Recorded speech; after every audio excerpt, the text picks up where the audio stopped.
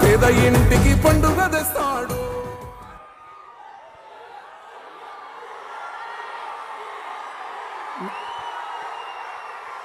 మిత్రులారా, ఈరోజు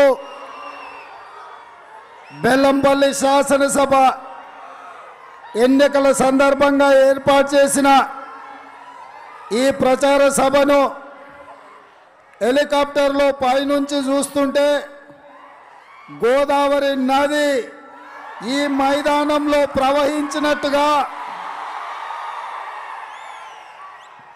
ఎర్రటెండ మిట్ట మధ్యాహ్నం మాడ మండిపోతుంటే కూడా పట్టుదలతో మా ఆడబిడ్డలు, మా సోదరులు, మా యువకులు ఈరోజు గడ్డం వినోద్ గారిని ఎట్టి పరిస్థితుల్లో ఈ గడ్డ మీద ఎమ్మెల్యేగా గెలిపించి కాంగ్రెస్ పార్టీ జెండా ఎగరేయాలన్న మీ పట్టుదల నిజంగా నా మనసును పులకింపజేసింది.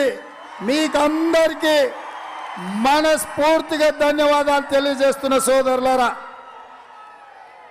సోదరులారా, నేను కాంగ్రెస్ పార్టీ అధ్యక్షుడిగా బాధ్యతలు స్వీకరించిన తర్వాత ఒక ఆలోచన చేసిన. అసలు తెలంగాణ రాష్ట్రంలో కాంగ్రెస్ పార్టీ పట్టాదారులు ఎవరు అని, కాంగ్రెస్ పార్టీలో ఈ తెలంగాణ రాష్ట్రాన్ని ఎవరు ముందుకు తీసుకెళ్ళాలి, ఎవరికి ఆ బాధ్యత ఉంది అని నేను ఆలోచన చేసిన.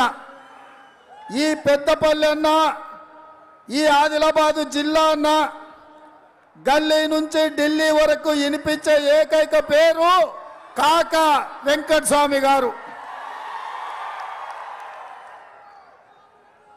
కాకా వెంకటస్వామి గారు ఈ గల్లీ నుంచి ఢిల్లీ వరకు తెలంగాణ ప్రజల యొక్క ఆత్మ గౌరవాన్ని నిలబెట్టి అతి సామాన్యుడు, పేద కుటుంబంలో పుట్టిన ప్రజలకు సేవలు అందిస్తూ ప్రజా సమస్యల మీద పోరాటం చేస్తే జాతీయ స్థాయి నాయకులుగా ఎదగొచ్చు అని చెప్పి వెంకటస్వామి గారు నిరూపించారు. ఈ గడ్డ మీద ప్రజలు, ఈ నేల, ఈ గాలి వెంకటస్వామి గారిని నిలబెట్టిండ్రు, గెలిపించిండ్రు. అందుకే మిత్రులారా, నేను ఆలోచన చేసిన, కాంగ్రెస్ పార్టీలో వెంకటస్వామి గారి కుటుంబం అంటే పట్టాదారులు అని చెప్పి నేను ఆలోచన చేసిన. భూమికి ఎక్కడైనా భూ యజమాని హక్కులు పట్టాదారుల చేతుల్లో ఉంటాయి. ఈ రాష్ట్రంలో, ఈ దేశంలో కాంగ్రెస్ పార్టీకి పట్టాదారులుగా గాంధీ కుటుంబం ఎట్లనో తెలంగాణకు కూడా గడ్డం వెంకటస్వామి గారి కుటుంబం ఈ కాంగ్రెస్ పార్టీకి పట్టాదారులు. నేను వినోదన్నతో ఎన్నోసార్లు మాట్లాడినా, నువ్వు ఇక్కడ వివేకన్న అక్కడ ఉంటే కుదరదు, ఈ పార్టీ మీది, మీ కుటుంబం బాధ్యత. తెలంగాణ రాష్ట్రంలో కాంగ్రెస్ పార్టీని గెలిపించాల్సిన బాధ్యత డాక్టర్ వివేక్ గారిది, వినోద్ గారిది. మీరిద్దరూ కాంగ్రెస్ పార్టీలో ఉండాలి, కాంగ్రెస్ పార్టీ కోసం కష్టపడాలి. ఈ కార్యకర్తలు కష్టాలలో ఉన్నారు. ఈ కార్యకర్తలు తమ రక్తాన్ని చెమటగా మార్చి కాంగ్రెస్ పార్టీ జెండా భుజాలు కాయలు కాసేలాగా మోస్తున్నారు. వాళ్లకు మీరు అండగా నిలబడాల్సిన సమయం వచ్చింది. ఈరోజు మొత్తం తెలంగాణ రాష్ట్రం మీ కుటుంబం దిక్కు చూస్తుంది. మీరు కాంగ్రెస్ పార్టీలో ఉండాలి అని చెప్పి ఈ ఇద్దరు సోదరులతో నేను చాలాసార్లు మాట్లాడినా. గాంధీ కుటుంబం మీద నమ్మకంతో, తెలంగాణ ప్రజల మీద విశ్వాసంతో మిత్రుడుగా నా సూచనలు మన్నించి ఈరోజు వివేక్ గారు, వినోద్ గారు కాంగ్రెస్ పార్టీ కార్యకర్తలకు ఈ ఆదిలాబాదు జిల్లాలో అండగా నిలబడి బెల్లంపల్లిలో దుర్గం చెన్నయ్యను, అక్కడ చెన్నూరులో బాల్క సుమన్ను 100 మీటర్ల గోతి తీసి పాతి పెట్టడానికే ఇవాళ వాళ్ళిద్దరూ ముందుకొచ్చినందుకు కాంగ్రెస్ పార్టీ అధ్యక్షుడిగా వారికి మనస్ఫూర్తిగా నేను ధన్యవాదాలు తెలియజేస్తున్నా. అదేవిధంగా జిల్లా పార్టీ అధ్యక్షులు సురేఖమ్మ గారు ఈ సమావేశంలో పాల్గొన్న చాలామంది రాజకీయాలలో టికెట్ రాకపోతే ఎంబడే పార్టీని తిట్టడమో లేకపోతే అప్పటి వరకు నాయకుడు అని చెప్పుకున్న వాళ్ళని నిందించడమో జరుగుద్ది. కానీ నల్లాల ఓదేలు సోదరుడు భాగ్యలక్ష్మి జిల్లా పరిషత్ చైర్పర్సన్ గారు మాకు టికెట్ రాకపోయినా పర్వాలేదు, బాల్క సుమన్ పీడ విరగడి కావాలి, ఇలాంటి వాళ్ళ నుంచి ప్రాంతానికి విముక్తి కలిగించాలి అని వాళ్ళు ముందలకు వచ్చిండ్రు. అదేవిధంగా మిత్రుడు గోమాస శ్రీనివాస్ గారు కూడా ఈరోజు ఈ ప్రాంతంలో నేతకాని మిత్రులు లక్షలాదిగా ఉన్నారు. వాళ్ళందరి తరఫున మాకు టికెట్ కావాలి అని అడిగిండు. కానీ ప్రత్యేకమైన పరిస్థితుల్లో నేతకాని సోదరులకు ఎమ్మెల్యే టికెట్ ఇవ్వకపోయినా రాబోయే రోజుల్లో రాష్ట్రంలో కాంగ్రెస్ ప్రభుత్వంలో నేతకాని సోదరులకు సముచితమైన స్థానం కల్పించే బాధ్యత ఇవాళ కాంగ్రెస్ పార్టీ తీసుకోబోతున్నది. అదేవిధంగా వేదిక మీద చాలామంది జడ్పీటీసీలు, ఎంపీపీలు, మున్సిపల్ చైర్మన్లు, మాజీ చైర్మన్లు, చాలామంది పెద్ద నాయకులు కాక వెంకటస్వామి గారితో పనిచేసిన వాళ్ళు ఈ రోజు వరకు కార్యకర్తలకు అండగా నిలబడ్డోళ్ళు వేదిక మీద అధిరథ మహారథులు అందరూ ఉన్నారు. సోదరులారా, నేను ఒక్కటే మాట చెప్పదలుచుకున్నా. ఆదిలాబాదు జిల్లా ఆనాడు ఉమ్మడి రాష్ట్రంలో 23 జిల్లాలలో అత్యంత వెనుకబడ్డ జిల్లా ఏది అని అంటే ఆదిలాబాదు అనేది.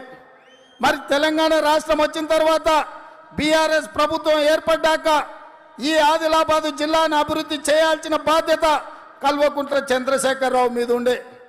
ఇవాళ 10 సంవత్సరాల తర్వాత ఒక తరం మళ్ళీ వెనక్కి తిరిగి చూస్తే ఆదిలాబాద్ ఈరోజు కూడా ఆనాటి 10 ఉమ్మడి జిల్లాలల్లో ఇవాళ అత్యంత వెనుకబడ్డ జిల్లాగా ఈరోజు కూడా అదే పరిస్థితిలో ఉన్నది. ఆనాడు డాక్టర్ వైఎస్ రాజశేఖర రెడ్డి గారు పెద్దలు వెంకటస్వామి గారి సూచనతోటి ప్రాణహిత చేవెళ్ల ప్రాజెక్టు పెట్టడమే కాకుండా ఆ ప్రాజెక్టుకు డాక్టర్ బాబాసాహెబ్ అంబేద్కర్ ప్రాణహిత చేవెళ్ల ప్రాజెక్టును తుమ్మిడిహెట్టిలో నిర్మించి ఆదిలాబాదు జిల్లాకు 1,60,000 ఎకరాల నీళ్లు పారించాలి అని ఆనాడు కాంగ్రెస్ పార్టీ టెండర్లు పిలిచింది, పనులు ప్రారంభించింది. తెలంగాణ రాష్ట్రం రానప్పుడు ఆదిలాబాద్కు 1,60,000 ఎకరాలకు నీళ్ళు ఇచ్చే అవకాశం ఉండే. తెలంగాణ వచ్చిన తర్వాత కేసీఆర్కి ఏం దయ్యం పట్టిందో, ఏమి దోపిడీ చేయాలన్న ఆలోచన చేసిండో, తుమ్మిడిహెట్టి దగ్గర నిర్మించాల్సిన ప్రాణహిత చేవెళ్ల ప్రాజెక్టును కిందికి కాళేశ్వరం దగ్గర మేడిగడ్డకు తీసుకుపోయిండు. మేడిగడ్డ, సుందిల్లా, అన్నారం బ్యారేజీలు ఇక్కడ పైన కట్టాల్సిన దాన్ని ఇవాళ అక్కడ కిందికి తీసుకుపోయిండు. నీళ్లు పైనుంచి వస్తుంటే మనం తల తడుపుకుంటాం, కానీ సన్నాసి కాళ్ళకాడికి పోయిన తర్వాత వంగి ఆ నీళ్లు తీసి మళ్ళీ నెత్తి మీద చల్లుకుంటా అంటుండు.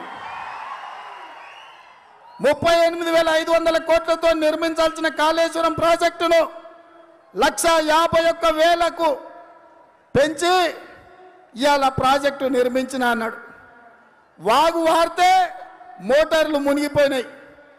ఇవాళ గోదావరి జలాలు వస్తే మేడిగడ్డ కుంగిపోయింది, అన్నారం పగిలిపోయింది.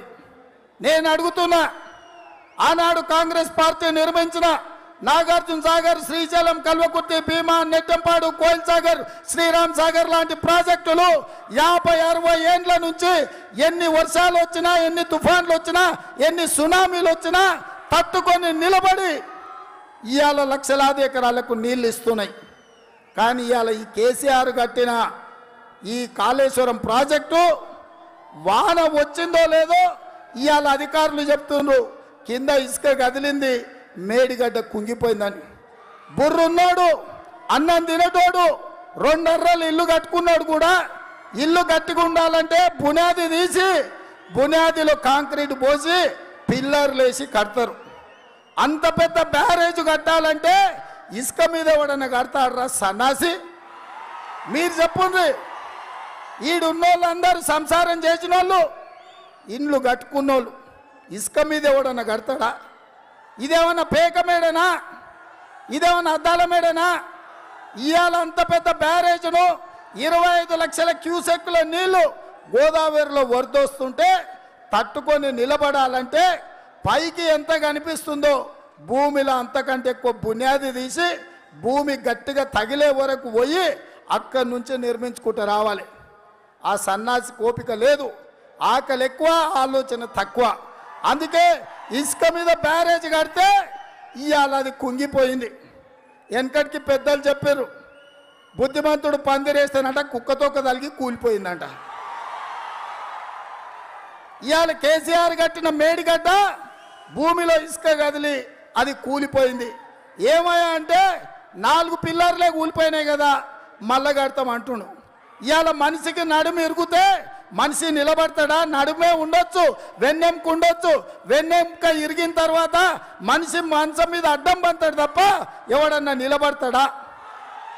ఇవాళ అంత పెద్ద ప్రాజెక్టులో మధ్యలో కుంగిపోతే మిగుతుంది ఊకుంటుందా?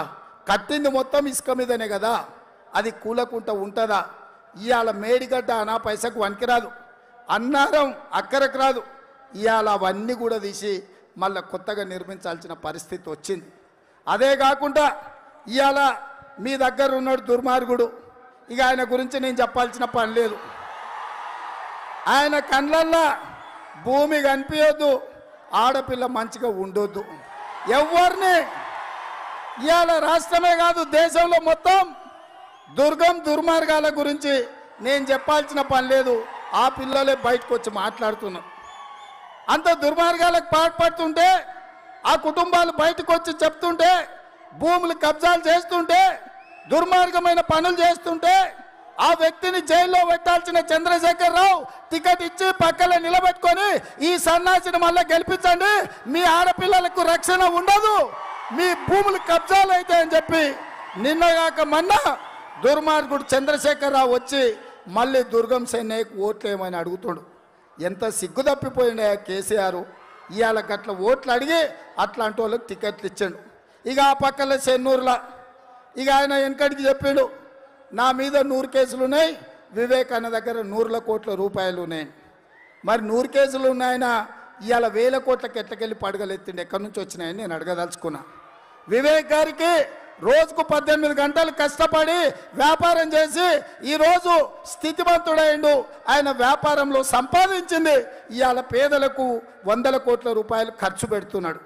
మరి ఆయన ఎట్లకెళ్ళి సంపాదించిండో చెన్నూరు ఎమ్మెల్యేని లెక్క చెప్పమని నేను అడుగుతున్నా. సింగరేణి భూములు అమ్ముకోలేదా? సింగరేణి ఉద్యోగాలు అమ్ముకోలేదా? సింగరేణిలో డిపెండెంట్ ఉద్యోగాలకు సర్టిఫికెట్ ఇవ్వాలంటే లక్షల రూపాయలు వసూలు చేయలేదా? హైదరాబాద్లో భూములు కబ్జాలకు పాల్పడలేదా? ఇవాళ అట్లాంటోని ఆ పక్కన చెన్నూరులో కూడా ఎమ్మెల్యే కావాలి అని ఇవాళ కేసీఆర్ నిలబెట్టిండు. నేను అడుగుతున్నా, ఆయన దివాకర్ రావా, బాల్క సుమన, దుర్గం చెన్నయ్యనా, జోగి రామన్ననా, లేకపోతే ఇంద్రకరణ్ రెడ్డా? ఎవరిని చూసినా కబ్జాలకు పాల్పడు, పేద ప్రజల ఆస్తులు దోసుకునుడు, ఈ తెలంగాణను కొల్లగొట్టుడు తప్ప ఇవాళ ఈ ఆదిలాబాద్ గురించి ఒక్కరోజు కూడా ఆలోచన చేయలే. అందుకే మిత్రులారా, నేను పిసిసి అధ్యక్షుడైన తర్వాత నిత్యావసర వస్తువుల ధరల పెంపు మీద మొట్టమొదటి నిరసన కార్యక్రమం నిర్మల్లో తీసుకున్న. ఈ ఆదిలాబాద్ జిల్లా మీద నాకు ప్రత్యేకమైన ప్రేమ ఉంది, అనుబంధం ఉంది, ఆలోచన ఉంది, అభివృద్ధి చేయాలన్న పట్టుదల ఉంది. ఆ తర్వాత సురేఖమ్మ చెప్పినట్టు ప్రేమ్ సాగర్ రావు గారు మేమందరం కలిసి దళిత గిరిజనుల కోసం పోరాటం చేయాలని దళిత గిరిజనుల దండోరా ఇంద్రవెల్లిలో మోగించి దళిత గిరిజనుల ఆత్మ గౌరవం కోసం, వాళ్ళ హక్కుల కోసం, పోడు భూమి పట్టాల కోసం ఇంద్రవెల్లి నుంచే నగారం మోగించినాం. ఆ రోజే నేను చెప్పిన, మంచిర్యాలకు వచ్చినప్పుడు చెప్పిన, కాంగ్రెస్ పార్టీ అధికారంలోకి వచ్చిన తర్వాత ఆదిలాబాద్ జిల్లాను దత్తత తీసుకొని ప్రత్యేకమైన ప్యాకేజీలు ఇచ్చి అభివృద్ధి పదం వైపు నడిపించే బాధ్యత కాంగ్రెస్ తీసుకుంటుంది అని. అందుకే ఈరోజు ఈ ఆదిలాబాద్ జిల్లాను దత్తత తీసుకోవాలి, మంత్రివర్గంలో సంతకాలు పెట్టాలి, లక్షలాది కోట్ల రూపాయలు మంజూరు చేయాలి అంటే గడ్డం వివేక్, గడ్డం వినోద్ గారిని మీరు ఎమ్మెల్యేలుగా గెలిపించి ప్రభుత్వంలో అసెంబ్లీలోకి పంపాలి. మీ కష్టాలు తెలిసిన వాళ్ళుగా, మీతోని అనుబంధం ఉన్నవాళ్ళుగా, ఈ ప్రాంత అభివృద్ధి పట్ల కాకా వెంకటస్వామి గారి నుంచి మొదలు పెడితే ఈ తరం వరకు రాబోయే తరం వంశీ వరకు ఈ ప్రాంత ప్రజలకు సేవలు అందించాలి అంటే నిండు మనసుతో ఈ కుటుంబాన్ని మీరు ఆశీర్వదించాలి. ఇవాళ రాష్ట్రంలోనే కాదు దేశంలో ఎక్కడికి వెళ్ళినా కాకా వెంకటస్వామి గారి పేరు చెప్తే ఎవరైనా పిలిచి కూర్చేసి కూసబెడతారు. ఈడున్న కాంగ్రెస్ పార్టీ కార్యకర్తలకు ఒక మాట చెప్పదలుచుకున్నా. ఇవాళ ఢిల్లీలో ఉన్న ఏఐసిసి కార్యాలయం అంటే కాంగ్రెస్ పార్టీ ఆఫీసు అది వెంకటస్వామి గారి పెద్దల పేరు మీదనే ఉంది. ఆ రోజు ఇందిరాగాంధీ గారికి కష్టం ఉన్నప్పుడు వెంకటస్వామి గారు ఉండే ఇల్లు కాంగ్రెస్ పార్టీ కార్యాలయంగా మార్చిండ్రు. అంటే ఇవాళ కాంగ్రెస్ పార్టీ ఆ కుటుంబంలో ఆ ఇంట్లో ఉన్నది. అలాంటి కుటుంబాన్ని ఇవాళ ఈ ఆదిలాబాదు ప్రజల యొక్క ఆత్మగౌరవం పెరగాలి అని అంటే ఈ ఎన్నికల్లో గెలిపించాలి మిత్రులారా. ఇవాళ ఇద్దరు సోదరులకు ఓటేయడం అంటే సోనియా గాంధీ గారికి రాహుల్ గాంధీ గారికి ఓటేసినట్టే. వెంకటస్వామి గారి గెలుపు, మల్లికార్జున్ ఖర్గే గారి గెలుపు. ఇవాళ ఈ ఇద్దరు సోదరుల తరఫున మూడో సోదరుడిగా నేను మీ దగ్గరకు వచ్చినా మీకు అండగా నిలబడతాం, మీకు అండగా నిలబడతాం, మిమ్మల్ని కాపాడుకుంటాం. మీ మీద పెట్టిన అక్రమ కేసులను అధికారంలోకి వచ్చిన వెంటనే తొలగించే బాధ్యత కాంగ్రెస్ పార్టీ తీసుకుంటుంది. ఎందుకంటే ఇక్కడి కార్యకర్తల మీద అటు బాల్క సుమన్ ఇటు దుర్గం చెన్నయ్య అక్రమ కేసులు పెట్టి జైల్లో పెట్టించి అన్యాయంగా కాంగ్రెస్ పార్టీ కార్యకర్తలను ఇవాళ కష్టాల పాలు చేసిరు. అందుకే కాంగ్రెస్ కార్యకర్తల మీద పెట్టిన అక్రమ కేసులన్నిటిని కూడా ఒక్క కలం పోటుతోని తొలగించి మీకందరికీ స్వేచ్ఛనిచ్చే బాధ్యత ఇవాళ కాంగ్రెస్ పార్టీ తీసుకుంటుందని చెప్పి నేను ఈ సందర్భంగా తెలియజేస్తున్నా. నిన్న మన కేసీఆర్ మాట్లాడుతుండు, ఆయన కొంచెం పిచ్చలేసినట్టుగా అనిపిస్తుంది నాకు చూస్తుంటే. కాంగ్రెస్ వస్తే కరెంటు ఉండదంట, కాంగ్రెస్ వస్తే కర్ఫ్యూలు ఉంటాయంట, కాంగ్రెస్ వస్తే కరువు ఉంటుందంట. నేను అడగదలుచుకున్న మిత్రులారా, 2004లో చేవెళ్ళ నుంచి ఇచ్చాపురం వరకు డాక్టర్ వైఎస్ రాజశేఖర రెడ్డి గారు పాదయాత్ర చేసినప్పుడు ఈ ప్రాంత రైతులందరూ వారిని కలిసి కాలిపోతున్న మోటార్లు పేలిపోతున్న ట్రాన్స్ఫార్మర్లను చూపించి, అయ్యా ఈ తెలంగాణ ప్రాంతం రైతులు బాగుపడాలంటే మాకు నాణ్యమైన విద్యుత్తు కావాలి, అది ఉచితంగా కావాలి, మా రైతుల మీద వేలాది కేసులు పెట్టిండ్రు, వందలాది కోట్ల రూపాయలు బకాయిల రూపంలో మా ఆస్తులు గుంజుకపోతుండ్రని చెప్పిండ్రు. వారు సోనియా గాంధీ గారితో మాట్లాడితే తెలంగాణ రైతాంగాన్ని ఆదుకోవడానికి ఏది మంచి నిర్ణయం అయితే ఆ నిర్ణయం చేయండి అన్నారు. అందుకే ఆనాడు 2004 నాడు ప్రభుత్వం ఏర్పడ్డాక ఎల్బీ స్టేడియంలో ప్రమాణ స్వీకారం రోజు మొదటి రోజు 9 గంటల ఉచిత విద్యుత్తు తెలంగాణ రైతాంగానికి అందించిన పార్టీ కాంగ్రెస్ పార్టీ. వేలాది మంది రైతుల మీద క్రిమినల్ కేసులు ఉంటే, అదేవిధంగా 1200 కోట్ల రూపాయల బకాయిలు ఉంటే మొట్టమొదటి ఫైలు 9 గంటల ఉచిత విద్యుత్తు, 1200 కోట్ల రూపాయల బకాయిల రద్దు, వేలాది అక్రమ కేసులను మొదటి సంతకంతో డాక్టర్ వైఎస్ రాజశేఖర రెడ్డి గారు సంతకం పెట్టి తెలంగాణ రైతులకు ఉచిత కరెంట్ ఇచ్చిందే కాంగ్రెస్ పార్టీ. నేను ఇవాళ సన్నాసికి చెప్పదలుచుకున్నా, ఉచిత కరెంటు పేటెంటే కాంగ్రెస్ పార్టీ. ఇవాళ కాంగ్రెస్ పార్టీ వస్తే 24 గంటలు నాణ్యమైన ఉచిత విద్యుత్తునిచ్చే బాధ్యత కాంగ్రెస్ పార్టీ తీసుకుంటుంది. మీరందరూ చప్పట్లతోటి కేసీఆర్ చెవులు పగిలేలా కేసీఆర్కు చెప్పండి. అదేవిధంగా ధరణి గురించి చెప్తున్నాడు. ధరణి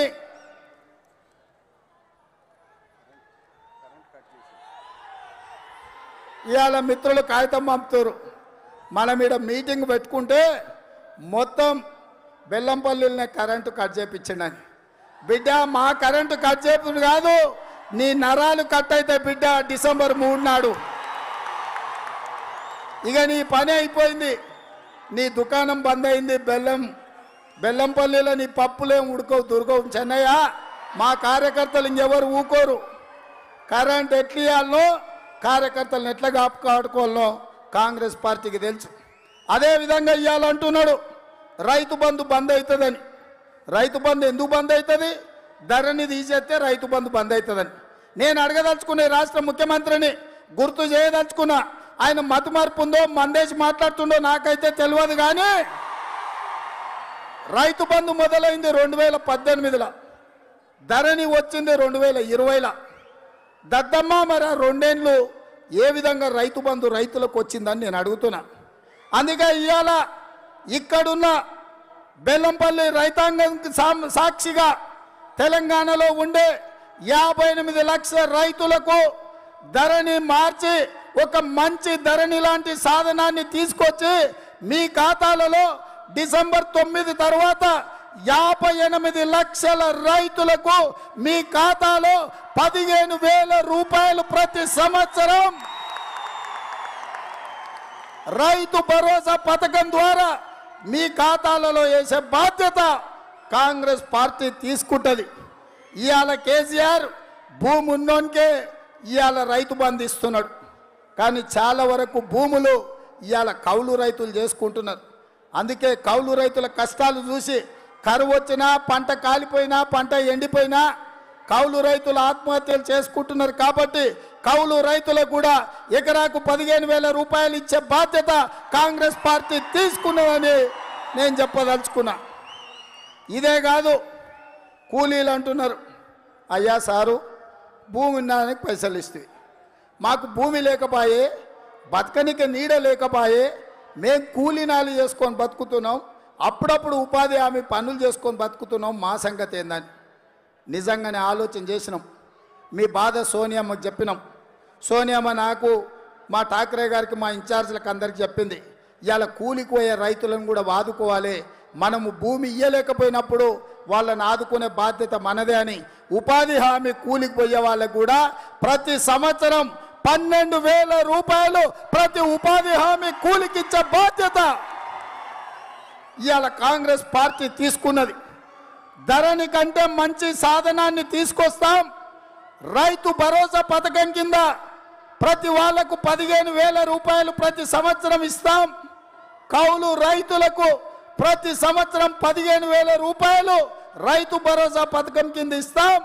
ఉపాధి హామీ కూలీలకు రైతు భరోసా పథకం కింద ప్రతి సంవత్సరం 12,000 రూపాయలు ఇచ్చే బాధ్యత గ్యారంటీల కింద సెప్టెంబర్ 17 నాడు తుక్కుగూడలో రాజీవ్ గాంధీ ప్రాంగణంలో శ్రీమతి సోనియా గాంధీ గారు గ్యారంటీ ఇచ్చిండ్రు.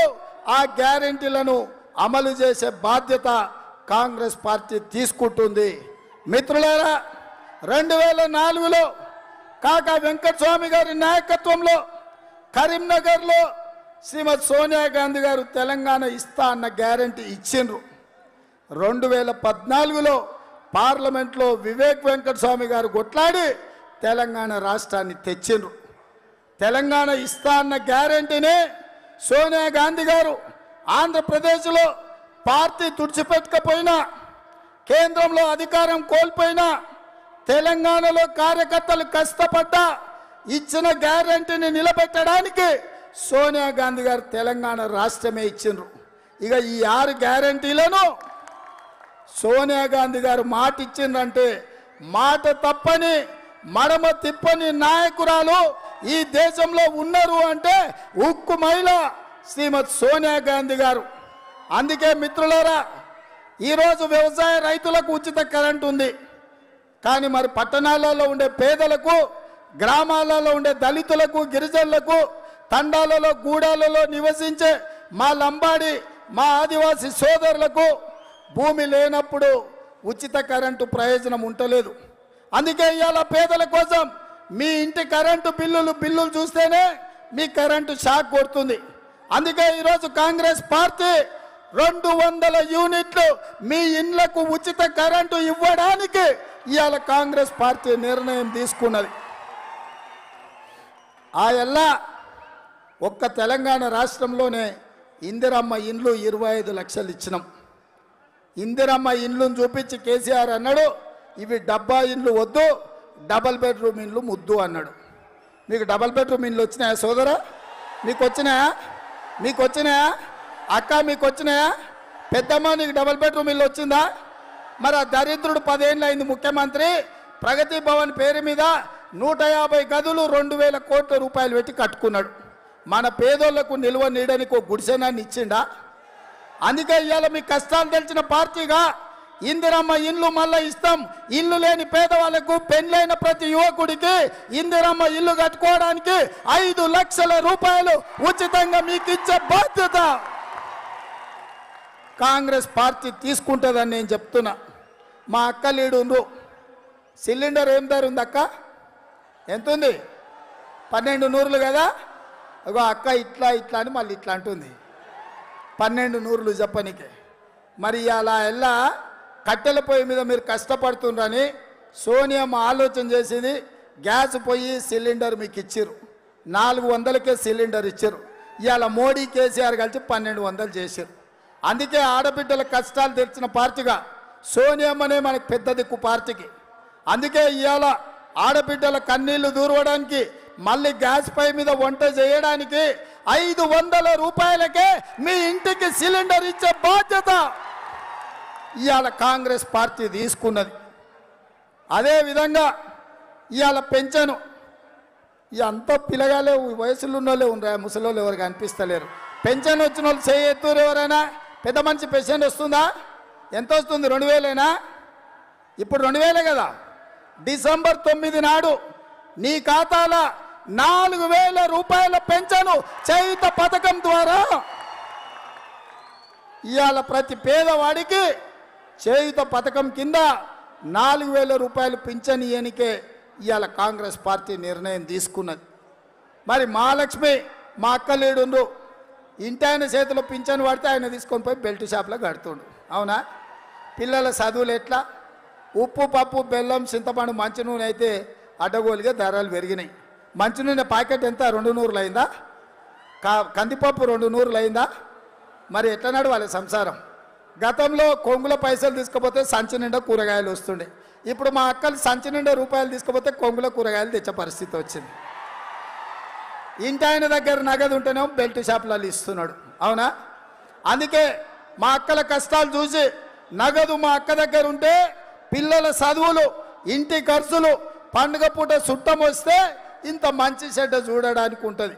అందుకే ప్రతి నెల 1వ తారీఖు నాడు ప్రభుత్వ ఉద్యోగికి జీతం వచ్చినట్టుగా ప్రతి నెల 1వ తారీఖు నాడు ఆడబిడ్డల ఖాతాలో 2500 రూపాయలు ప్రతి నెల ఆడబిడ్డల ఖాతాలో వేయాలని కాంగ్రెస్ పార్టీ నిర్ణయం తీసుకున్నది.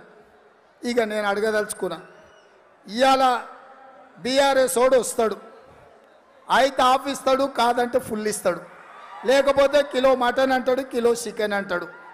మొదట 2000 అంటాడు, సరిపోవంటే 5000 అంటాడు. ఒక్కసారి ఓ ఫుల్ ఇచ్చి ఒక 5000 ఇస్తే మీరు ఓటు వేస్తారు అనుకో, మన పరిస్థితి ఎట్లుంటుందో మీరు ఒక్కసారి ఆలోచన చేయండి. కానీ అదే కాంగ్రెస్కి ఓటేస్తే ప్రతి నెల 2500, 60 నెలలు 1,50,000 రూపాయలు అవుతాయి. ప్రతి నెల 1200 ఒక్క సిలిండర్ కొన్నా ప్రతి నెల 700 మిగులుతాయి. 500కి సిలిండర్ కొనుక్కుంటే అవొక్క 67,000 అవుతాయి. ఇందిరమ్మ ఇల్లు వస్తే 5 లక్షలు వస్తాయి. కరెంటు బిల్లు ప్రతి నెల 1000 రూపాయలు వేసుకున్నా మీకు 60 నెలలకు 60,000 రూపాయలు అవుతాయి. మీ చదువుకునే పిల్లలకు 5 లక్షల రూపాయల బ్యాంకు భద్రత కార్డు కాంగ్రెస్ పార్టీ ఇస్తుంది. 5 ఏళ్ళు మీకు భూమి ఉంటే 1 ఎకరాకే 15,000 లెక్కేసుకుంటే ఎకరా భూమి ఉన్న వాళ్ళకే 5 ఏళ్ళల్లో 75,000 రూపాయలు వస్తాయి. నేను ఇవాళ అడగదలుచుకున్న మా ఎర్రజెండ సోదరులు, మా సిపిఐ సోదరులు కూడా ఇవాళ సంపూర్ణంగా మద్దతు ఇచ్చి కాంగ్రెస్ పార్టీని గెలిపేనికి వచ్చారు.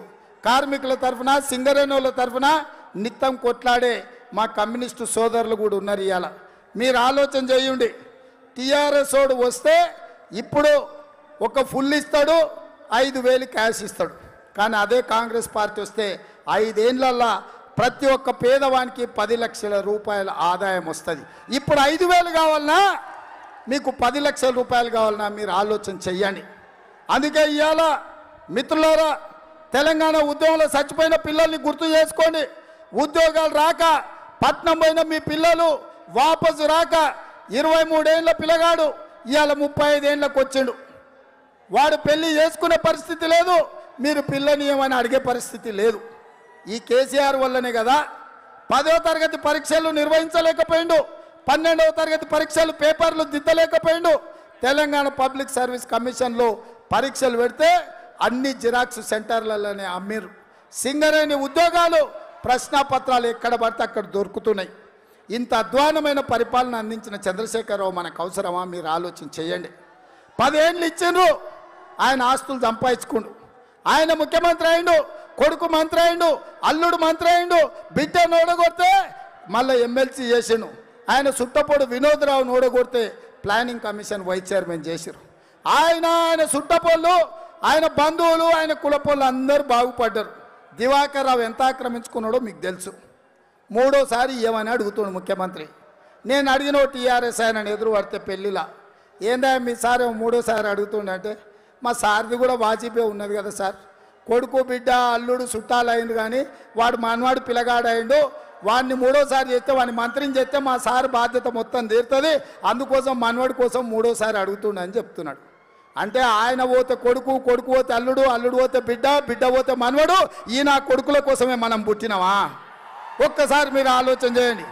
వాళ్ళని ఎమ్మెల్యేలను, ఎంపీలను, ఎమ్మెల్సీలను, మంత్రులను చేయడానికే తెలంగాణ బిడ్డలు ఇవాళ ప్రాణ త్యాగాలు చేసిండ్రా? మీరు ఒక్కసారి ఆలోచన చేయండి.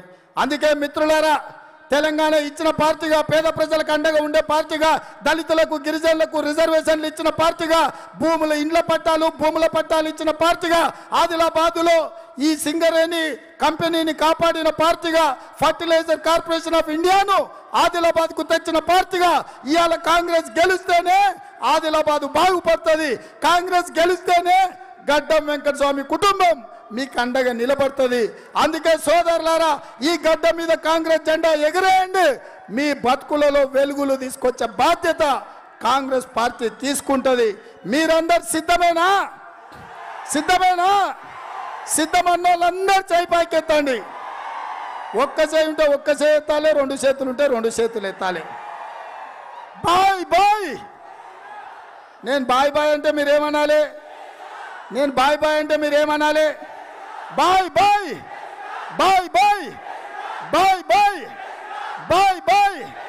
కేసీఆర్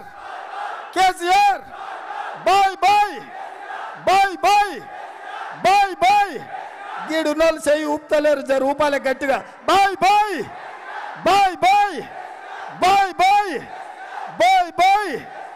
ధన్యవాదాలు సోదరులారా. జై కాంగ్రెస్, జై కాంగ్రెస్. హస్తం గుర్తుకే. ధన్యవాదాలు సోదరులారా. కదిలినాడు ఒక్కరో కాంగ్రెస్ సూర్యుడు, మన రేవంత్ అన్న నిగ్గదీసి అడిగే మునగాడు. వీడు భూమి బీద సాదల వీడు దొంగ దొరల భరతం మన రేవంత్ అన్న పేద ఇంటికి పండుగ తెస్తాడు.